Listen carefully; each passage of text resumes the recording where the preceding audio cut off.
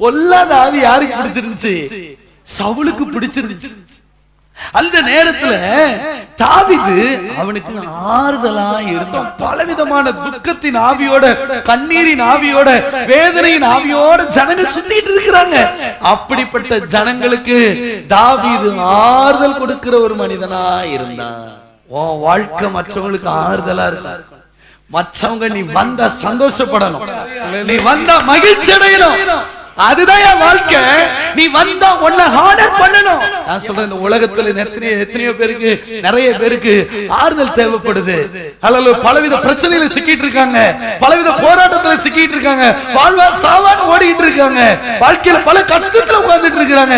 அவங்களுக்கு போய் சொல்லுவாங்களே, வெந்த புண்ணுல வேலை பாய்ச்சுற மாதிரி ஏற்கனவே அவங்க வெந்துட்டு உட்காந்து அங்க போய் ஒரு வேலை எடுத்து குத்தி உடஞ்சிட்டு உட்கார்றாங்க.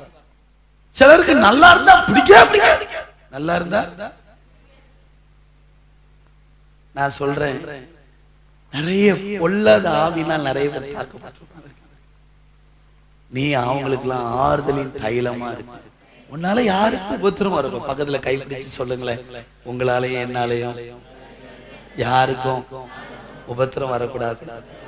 நம்ம அவங்களுக்கு ஆறுதலா